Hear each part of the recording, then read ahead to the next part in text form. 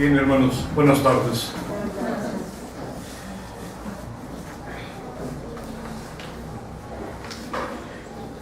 Espero no decir adefesios. ¿Cuántos usan la palabra adefesio? ¿Somos muchos? ¿Qué queremos decir con la palabra adefesio? ¿Cuál es el origen de la palabra adefesio? Es interesante que usamos muchas palabras, pero muchas no sabemos cuál es el origen. Adefesio en latín es ad efesius, que quiere decir hablar ad efesios. A nada nos llevó. Sigue peor. Pero tiene que ver con la carta a los Efesios. Increíble, ¿no? Y tiene muchas connotaciones.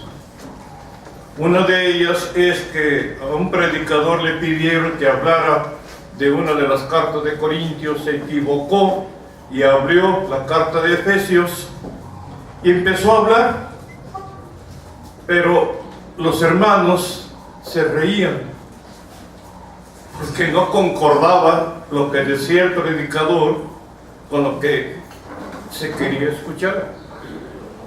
Termina y el hermano les pregunta: ¿por qué se ríen? ¿Por qué se ríen? Y ya le dijeron: hermano, es que estuvo diciendo puros adefesios. Esto quiere decir cosas en desorden o inútiles, porque también otra connotación va en ese sentido, de que se estaba predicando y los hermanos no ponían atención, estaban jugando, no les interesó y también se reían. Y también pregunta al predicador: ¿por qué se ríen? ¿Qué les pasa? Y uno les dice: es que es inútil todo lo que usted está diciendo, porque llegando a la casa se nos va a olvidar y vamos a seguir haciendo lo mismo que hacíamos. Dice, dijo puros adefesios, es decir, cosas inútiles. Y el movimiento feminista lo ve de otra manera. Acusa a Pablo de estar fomentando el machismo y la esclavitud. ¿Entendemos por qué? ¿Se acuerdan que Pablo dice que la mujer, que la esposa se sujete a su marido? Y el movimiento feminista dice: eso es indebido, ese es un adefesio. Se está fomentando el machismo. Y luego se acuerdan que dice que el esclavo se sujete a su amo. Entonces dicen: está fomentando la esclavitud. Noten ustedes la diversidad de lo que puede hacer una palabra. Pero esta palabra de Efesios, no olvidemos que se relaciona con la carta a los Efesios. Bien, voy a trabajar con una pequeña introducción. Primero, con algunas características de Pablo ya conocidas, pero las necesito.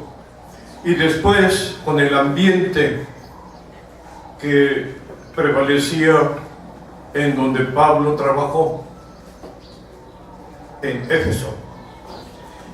Y por último, usaré el bosquejo de la tercera lección a los Efesios. Me voy a adelantar un poquito, pero va a servir para unir los criterios a la hora de contestar la lección número 3. Primero, pues sabemos que Pablo tenía un nombre judío, Saulo, y un nombre romano, Pablo. El nombre judío es llamado o invocado, y el nombre de Pablo quiere decir pequeño o poco. Y me llama mucho la atención esto, sobre todo lo que habla en Hechos sobre la conversión de Pablo. Dice Saulo, también llamado Pablo, pero está relacionada con su conversión o el momento de conversión. Antes de la visión que tuvo con el Señor Jesús, se le llama Saulo. Pero después de que tuvo ese encuentro con Jesús, aparece la palabra Pablo y continúa con Pablo. Había la forma de vida de ese entonces de que al tener un nuevo amo cambiaba el nombre. Y aquí, en el caso de Pablo, hay ese cambio. Y a mí me impacta mucho, creo que me han oído platicar siempre, que me impacta mucho Pablo. Esa persona tan grotesca que dice la palabra de Dios que perseguía a la iglesia para destruirla encarnizadamente. Esta palabra encarnizadamente nos deja ver muchísimo de la conducta de Pablo, de la forma de ser y hacer de Pablo. Gracias. Y después verlo usar hijitos míos, esa ternura tan grande, ese amor tan grande, esa madre tan apegada a sus hijos, atenta al crecimiento, a la educación, a la formación de sus hijos. A mí me conmueve en grande, de verdad. ¿Qué es lo que hizo el Señor en Pablo? ¿Cómo lo cambió a Pablo? Lo mismo hace en nosotros. Ese poder que usó para resucitar al Señor Jesucristo, lo usó en Pablo para hacerlo resucitar también, porque de entre los muertos lo levantó. Y a nosotros también estábamos muertos, y de entre ellos lo levantó. Pero en mi caso fue todavía peor. Yo nací en medio de dos muertos. Mi primer hermano murió, mi tercer hermano murió, y el Señor me levantó del medio de los dos. Eso fue desde cuando mi primer nacimiento. En mi segundo nacimiento, de entre los muertos me levanta y me mantiene de pie, hermanos.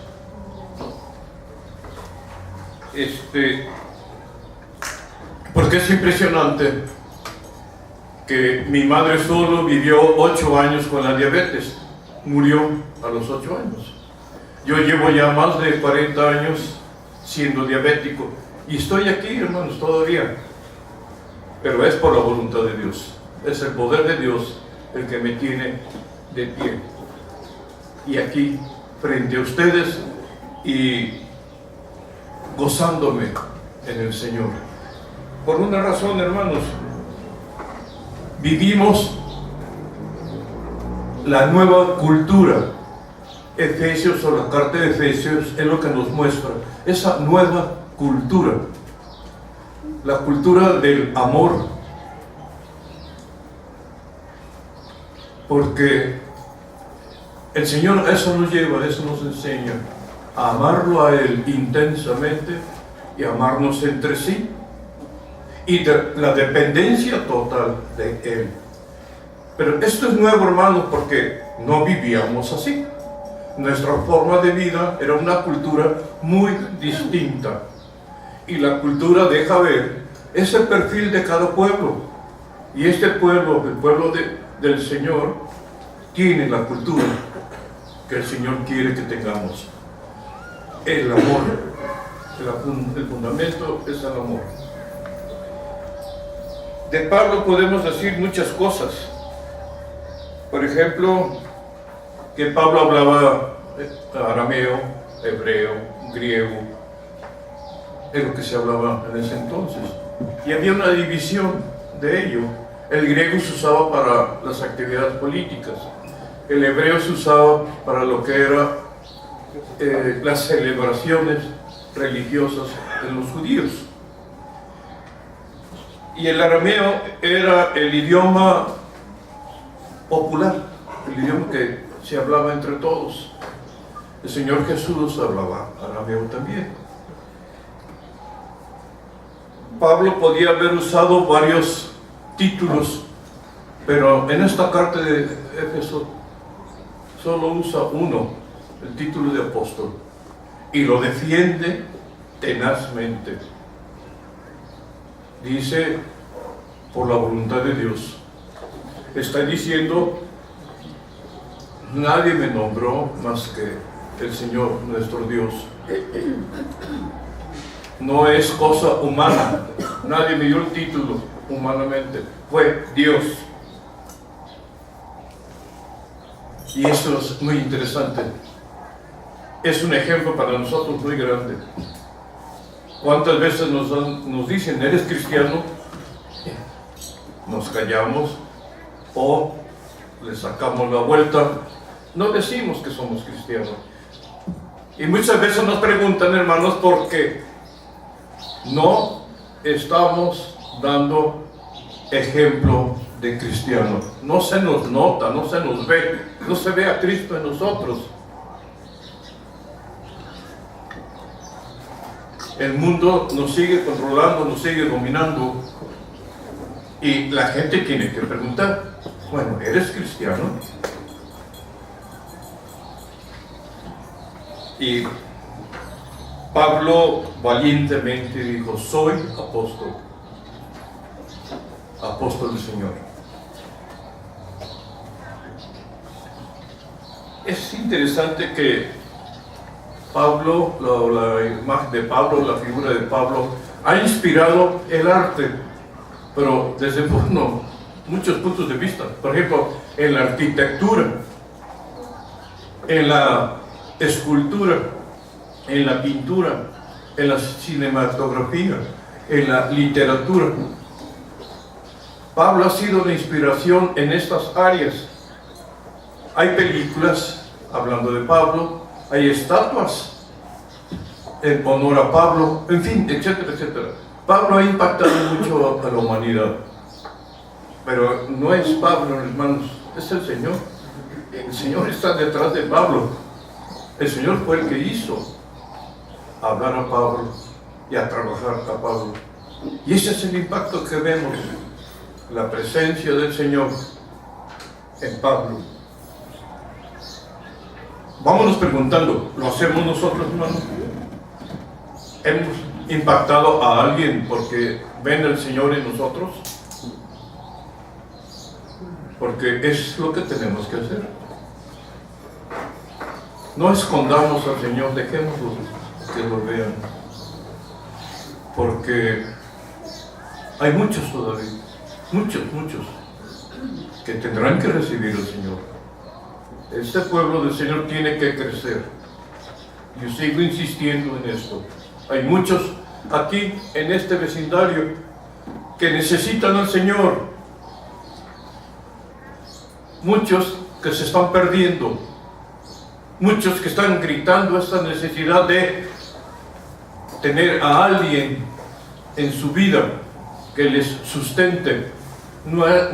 Ese alguien no es otro más que nuestro Dios mismo. Y esa responsabilidad está en nuestras manos. Tenemos que salir, a hablar, a llevar el mensaje.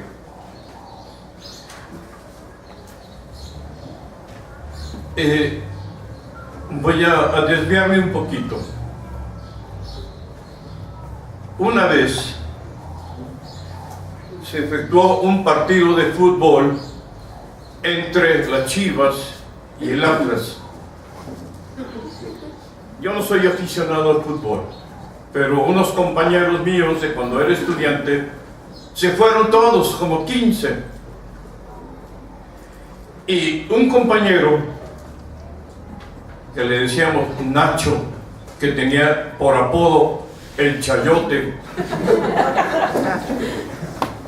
se fueron y estaban gozándose del partido cuando Nacho, el Chayote, se para y se va a la porra del Guadalajara, a la porra de los Chivas.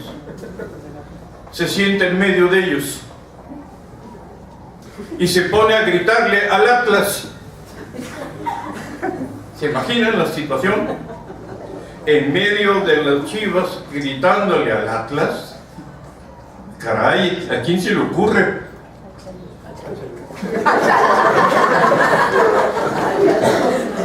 Bien, hermanos, pues, para no llegar muy lejos, por poco y lo matan.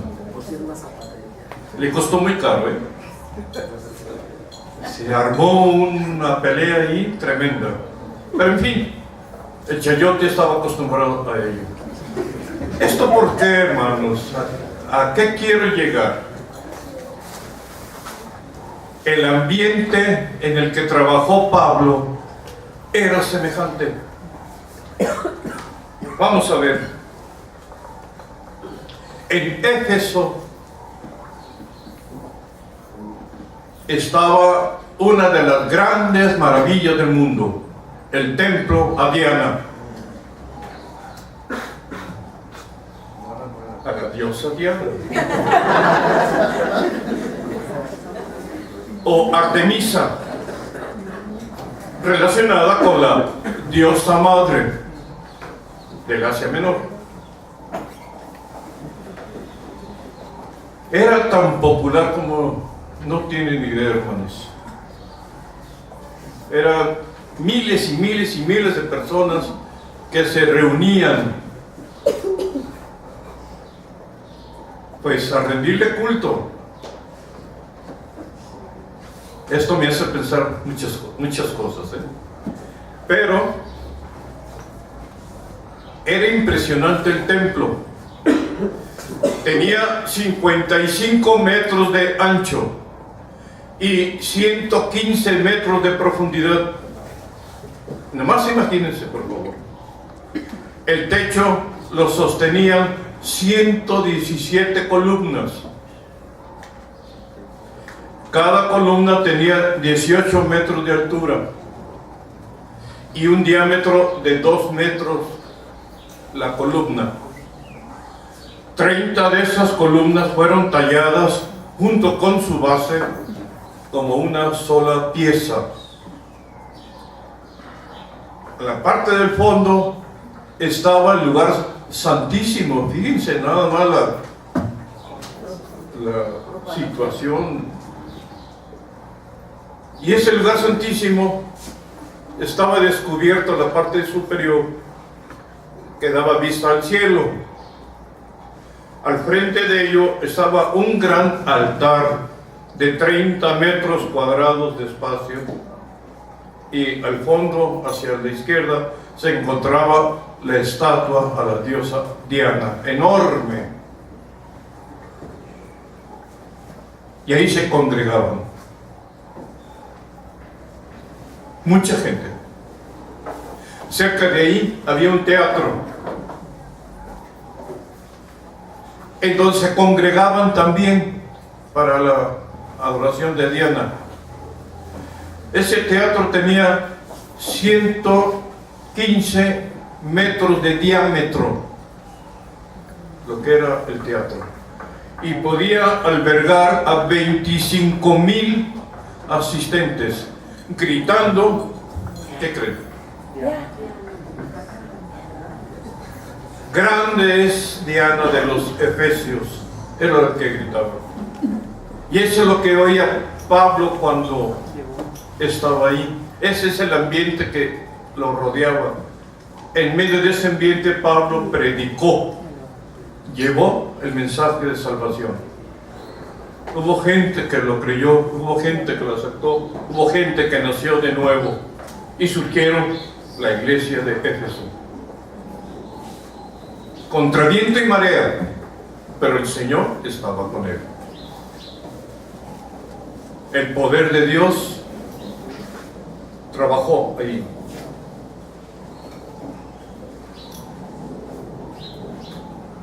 Qué interesante, ¿no, hermanos?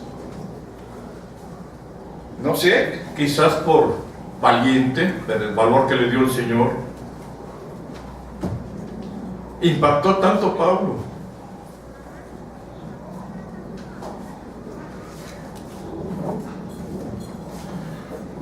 Bien.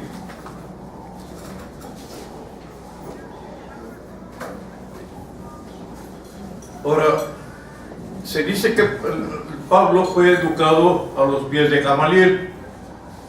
A eso nos lleva a pensar a que Pablo estaba siendo formado para ser rabino, porque Gamaliel a eso se dedicaba, a formar rabinos.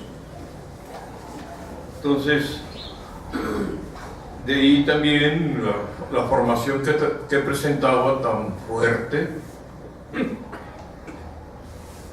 una religiosidad increíble, que el Señor acabó con ella. La religiosidad que tenía inicial, original. Pero, acordándonos de la conversión de Pablo, esa convicción tan fuerte, pues vamos diciendo indomable, un Pablo increíble su manera de ser. Cuando iba a Damasco persiguiendo la iglesia, nos acordamos que tuvo ese encuentro con el Señor, pero bastó la presencia del Señor y su palabra para vencer a Pablo. Lo derriba del caballo, cae al suelo. En aquel entonces, cualquier persona que era derribada de un caballo era una persona derrotada, vencida, y en este caso sucedió. No ocupó más el Señor más que estar presente y hablarle a Pablo. Pablo, Pablo, ¿por qué me persigues? Y el Pablo cayó. Fue vencido, quedó ciego. ¿Qué más podría hacer si no podía ver? Estaba vencido, estaba derrotado. ¿Qué más nos acordamos de esto, hermanos? Que de inmediato lo reconoció y le dijo: Señor, ¿quién eres? Pero usó la palabra Señor. Entre los judíos no se le dice Señor a nadie más que a Dios. Y en este caso Pablo lo está haciendo. Señor, ¿quién eres? Esto nos deja ver que Pablo estaba derrotado y lo estaba aceptando. Y estaba aceptando el nuevo dominio y señorío de Dios en él. Y por eso le llama Señor, diciéndole: tú eres el dueño de mi vida, a ti te pertenezco, estoy vencido, estoy derrotado, soy tuyo. Ese es Pablo, hermanos.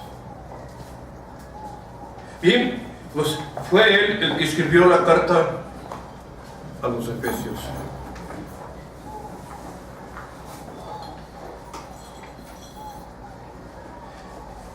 Ya me distrajo ese reloj, que veo que no avanza. No es posible que siga estando donde mismo. En fin. Eso dice que... Bien. Vamos siguiendo. Carta a los Efesios.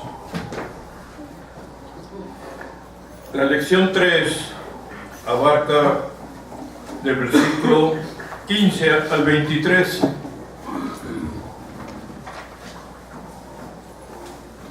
Vimos la lección 1 y 2. La 1 con la introducción, la 2, comenzamos con el saludo. Un saludo muy breve, un saludo poco acostumbrado, porque por lo general mencionaba a otras personas y mencionaba cosas de él, de su personalidad, y en este caso no es así. En otras cartas de inmediato habla del tema, porque le preocupaba mucho lo que sus hijos estaban viviendo, que estaban en peligro de doctrinas falsas, y de inmediato asalta el problema a Pablo. Aquí en Efesios no es así. Aquí es una carta tranquila, en paz. Más bien es una carta que responde al amor de Pablo. Yo soy de Tepic, Nayarit, me vine a estudiar aquí a Guadalajara, muy unido a mi madre. Éramos 9 hermanos, 9 hijos, y éramos una familia muy unida, muy unida, a tal grado que hacíamos pasar problemas a mi madre cuando salíamos los domingos a caminar, a distraernos. Íbamos todos agarrados de las manos, los 9, se imaginan, y quería pasar alguna persona y no lo dejábamos, hasta que mi madre nos gritaba: ¡suéltense! Así de unidos. Comencé a trabajar en la secundaria para ayudar a la casa, y la unidad no se perdió. Éramos más unidos todavía. Y llegó a la edad de 18 años y me tuve que venir a estudiar a Guadalajara, bueno, a México primero, pero no pude, económicamente me quedé en Guadalajara. Y pues padecimos mucho. Mi madre, porque yo soy el mayor, en mí se apoyaba, yo era el esposo prácticamente de mi madre, y me vine, y yo pues ocupaba a mi madre. Entonces nos escribíamos cartas. No estaba preocupada mi madre por mi conducta, no, de ninguna manera. Pero sí le preocupaba el hecho de que yo estuviera solo acá en Guadalajara. Y sus cartas, todas sus cartas eran de amor, preguntándome cómo estaba, qué hacía, que si me faltaba algo, en fin. Pero no mostraba ella preocupación por mi forma de vida. Bien, es lo que yo pienso que le pasaba a Pablo también. El amor tan grande que el Señor había desarrollado en Pablo le hacía necesitar la presencia de sus hijos, saber de ellos, estar al tanto de ellos, de ayudarles a crecer, de ayudarles a formarse y poder vivir con fortaleza y enfrentarse a la vida. Y yo creo que de eso se trata la carta, porque no menciona ninguna falsa doctrina, pero en fin, es una carta muy bonita, una carta que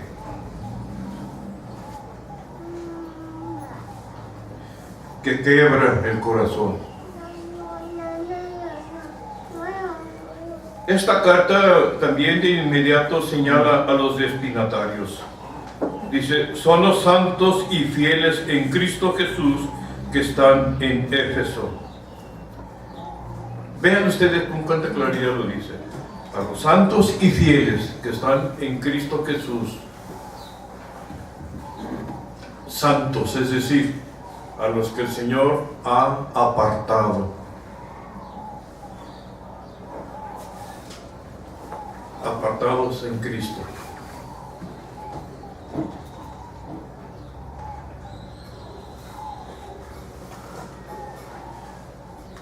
antes de que yo recibiera a Cristo, jamás me había imaginado que yo sería santo. Y lo soy, hermanos. Gracias a Dios, hermano. No pensaba como pienso ahora, hermanos.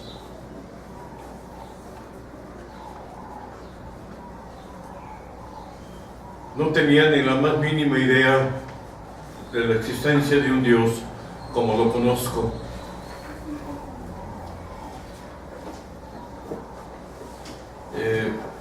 No tenía yo ese apoyo, ese fundamento, esa base. Vivía al azar, vivía flotando, pero no tenía raíces, hermanos. Hoy las tengo.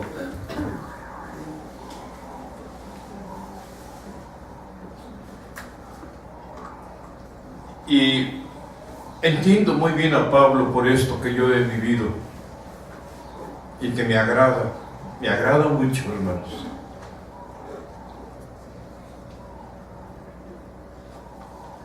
Fíjense que Pablo, aparte de identificar a sus destinatarios,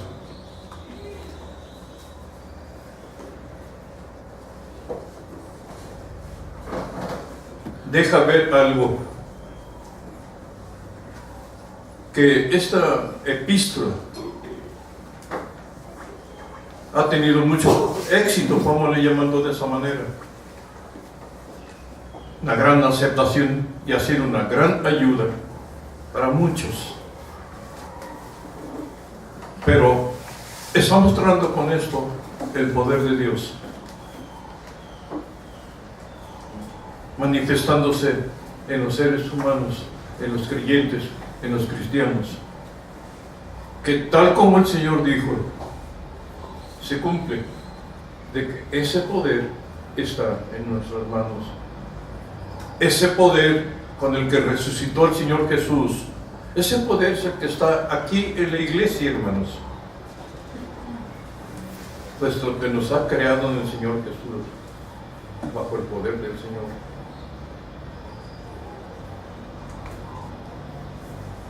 Y pues necesitamos acostumbrarnos a que ese poder está en nosotros para usarlo, para vivirlo. Es el poder con el que nos manifestamos y con el que le hablamos a los demás del Señor Jesús. Ese poder que nos va a dar el valor, la sabiduría para hacerlo. Pero tenemos que atrevernos a hacerlo, a salir, a hablar, a salir, a enfrentarnos a esa realidad que está allá afuera. Es una realidad muy diferente a la que está aquí adentro. Aquí estamos entre hermanos, pero hay que hacerlo. Nos están esperando, hermanos. Éfeso, esa ciudad tan comercial, tan transitada, puente entre las demás ciudades, que perteneció al Imperio Romano, la usó el apóstol Pablo.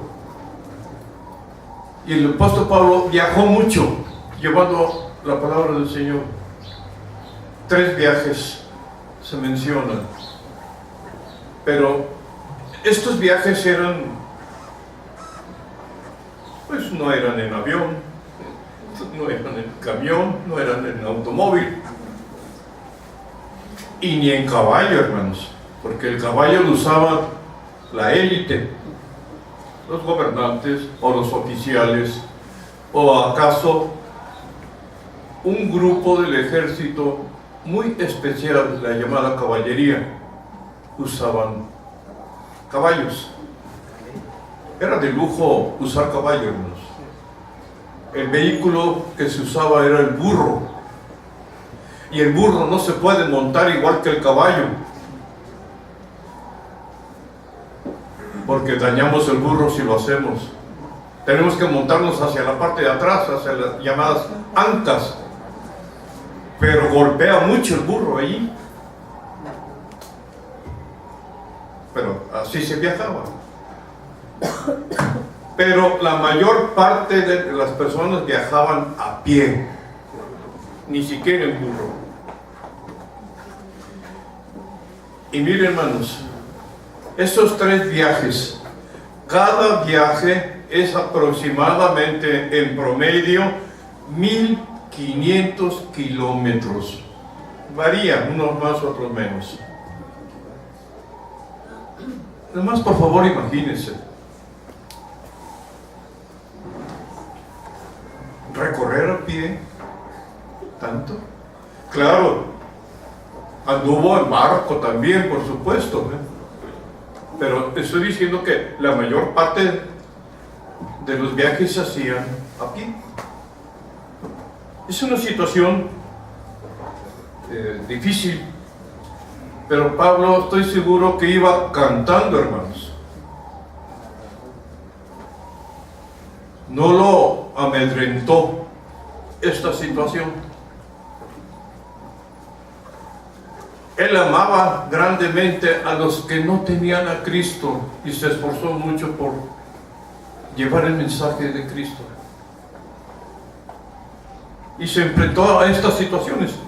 Ahora, aquel lugar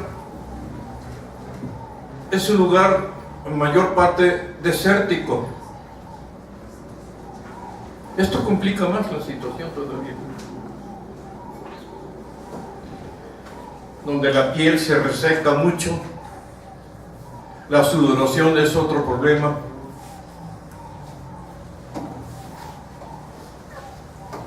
Pero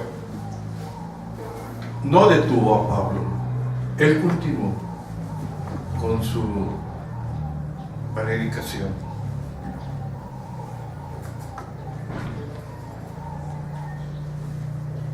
Tenemos la oración de Pablo en la carta que estamos viendo de Éfeso. Pablo oraba mucho. Y esa oración de Pablo dice, menciona al espíritu de sabiduría y revelación. Menciona que sean iluminados, también que conozcan a Dios con profundidad. Y hermanos, he dicho muchas veces en mi grupo de estudio que quiero conocer a Dios con profundidad. Yo no había leído esto, pero en mí estaba esa necesidad y sigue estando esa necesidad de que quiero conocer a mi Dios con profundidad, porque creo que si lo llego a conocer así, habré conocido todo a partir de conocerlo con profundidad. Y eso oraba Pablo, hermanos. Es muy interesante lo que hace el Señor. Esta idea en mí de conocer a Dios con profundidad no es mía, el Señor me lo puso. Esta necesidad de conocer a Dios con profundidad. También señala que comprendan la naturaleza de la esperanza cristiana, de la esperanza a la cual tenemos nosotros. Dice el poder de Dios que ya actúa en los cristianos. Está orando Pablo porque comprendamos esto, ese poder de Dios.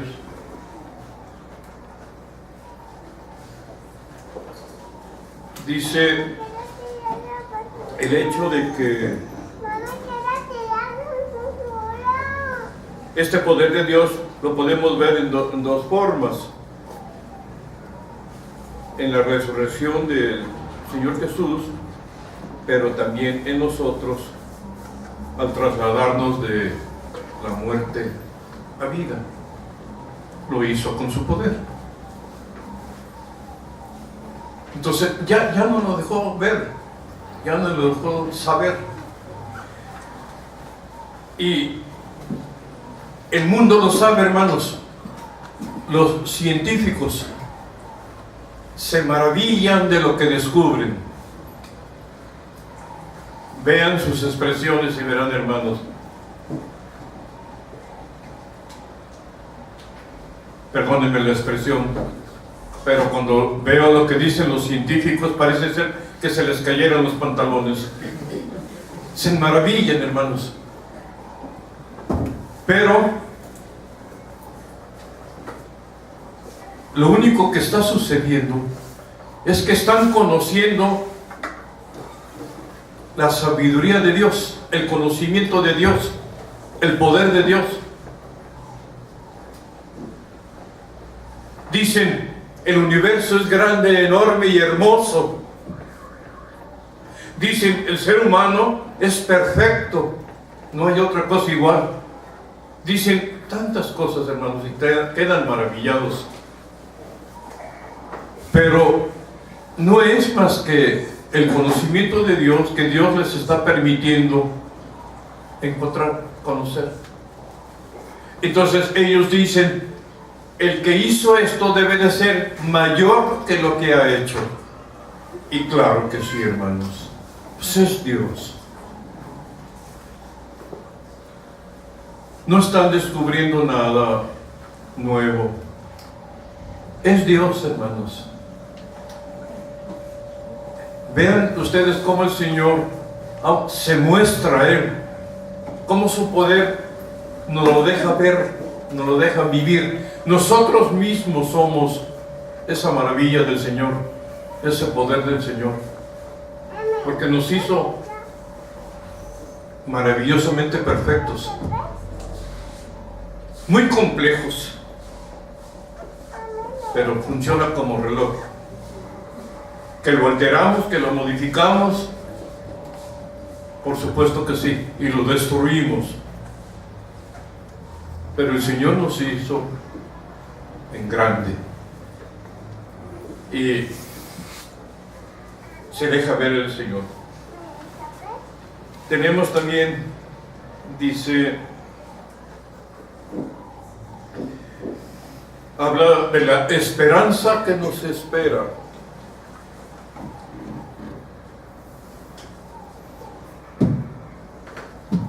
Hay muchas películas que se han hecho.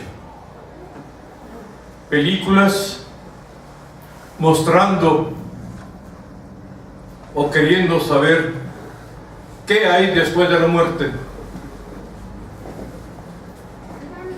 Y esto preocupa mucho. ¿Qué hay después? ¿Hay vida?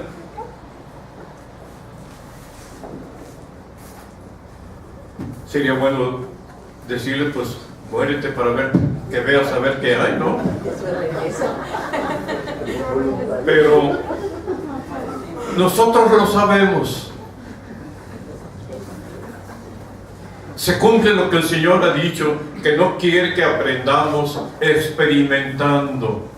Él quiere que aprendamos viendo. ¿Se imaginan? Si quiero aprender experimentando, me voy a ingerir unas píldoras de droga para ver qué se siente, hermanos. ¿Qué tal si ahí me quedo? No, el Señor quiere que vea qué pasa en los demás para saber si lo he de hacer o no lo he de hacer. Y así es esto.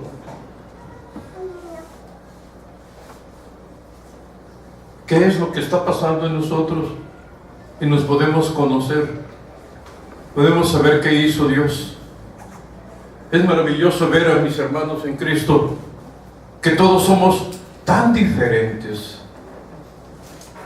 y a veces hasta tan extraños unos de otros, pero estamos juntos y nos asistimos unos a los otros a pesar de las diferencias. Y terminamos amándonos, hermanos. Pero esto solo es posible por el poder de Dios. No hay otra forma.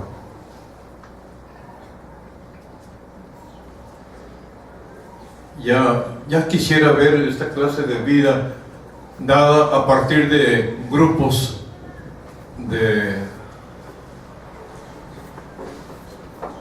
pues ¿cómo le llamaría? De restauración, alcohólicos anónimos o algo así, aprendiendo a vivir, o neuróticos anónimos, no sé, hermanos, pero no es necesario de nada de ello. El Señor nos da esta forma de vida. Dice,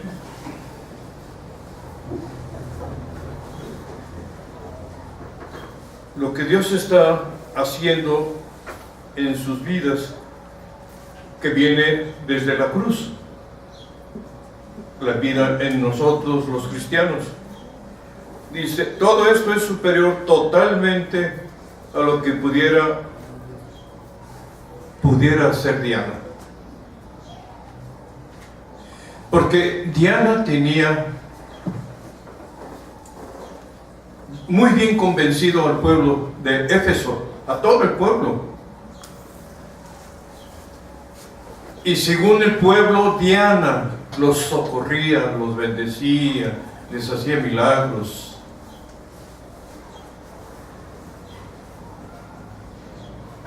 Pero no se podían comparar con nuestro Cristo, hermanos, el creador de todo. Diana era nada, absolutamente nada, hermanos. Y Dios lo es todo. Esto sucede en nuestras vidas. ¿Cuántas veces tenemos a alguien que lo seguimos siendo nada?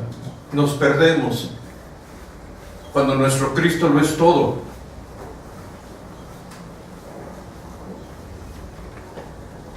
Una vez oí una poesía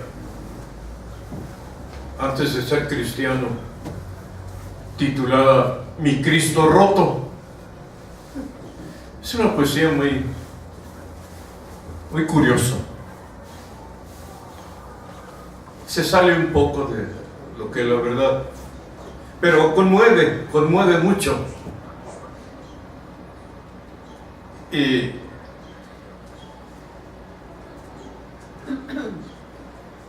empecé a sentirme tentado, llamado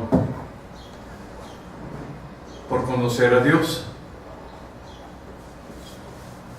Fue cuando nació en mí la idea de leer la Biblia. Yo no sabía que existía la Biblia.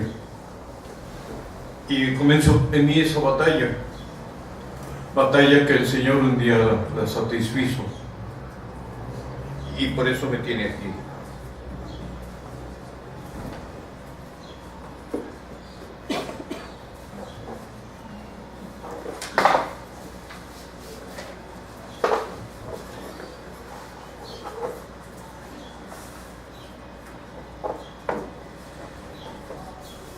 La cita que les mencionaba para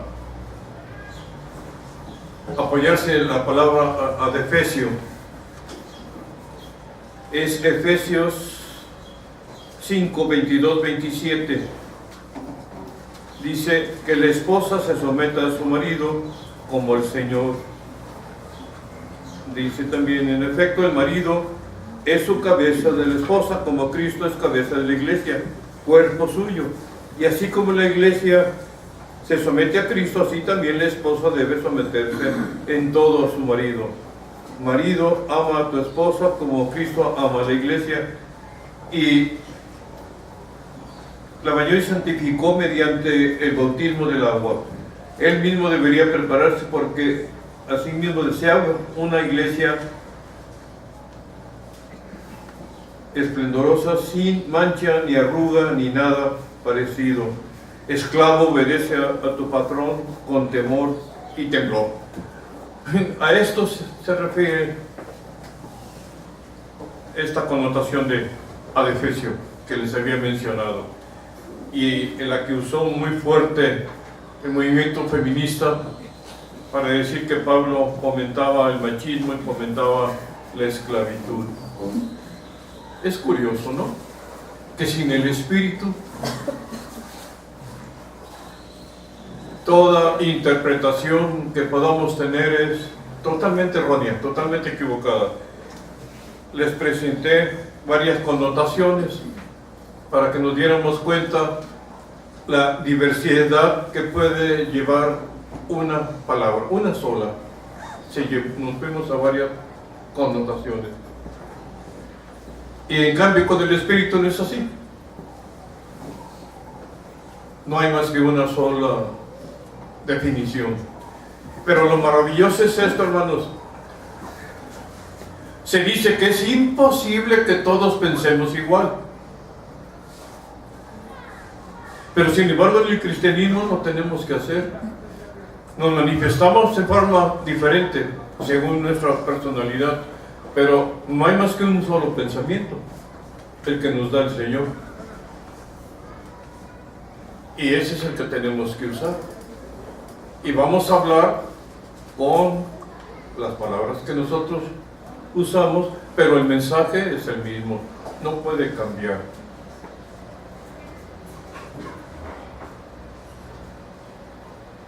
Y el mensaje de Éfeso es único. Es único el que tendremos que decir o usar en toda nuestra congregación, nuestra vida, en la diversidad de los que estamos reunidos. Bien, hermanos. Esa es una semblanza de Pablo y la carta a los Efesios. Hay mucho más que señalar, que decir, pero aquí voy a terminar. Vamos a terminar en oración, por favor. Oh Dios bendito, te doy las gracias por esta oportunidad que me das de platicar a mis hermanos lo que tú nos muestras en la carta de Efesios, lo que hiciste vivir a Pablo, Señor, ese cambio tan grande y maravilloso que solo tú puedes dar y sabes dar, y que has hecho que pasemos por ello. Te doy las gracias, Señor, porque nos amas grandemente y porque nos instruyes día con día, momento a momento, para que nos podamos enfrentar a esta vida, Señor, de locura que tiene el mundo. Pero contigo, Señor, estamos seguros. Estamos seguros de lo que somos, estamos seguros a dónde vamos, a dónde nos lleva, Señor, y qué nos está esperando. Gracias, Señor, porque estaremos contigo, porque tú has hecho esta gran obra de salvación mediante la sangre preciosa de tu Hijo en cada una de nuestras vidas. Tú nos has limpiado de todo pecado y tú, Señor, nos tienes limpios y nos presentarás limpios ante ti. Gracias, mi Dios, gracias por este amor tan grande que solo de ti puede venir. Y tú eres el único Dios verdadero, no hay otro, Señor. Agradecidos estamos contigo por esta obra que has hecho y te damos las gracias en el nombre de Cristo Jesús. Amén. Amén.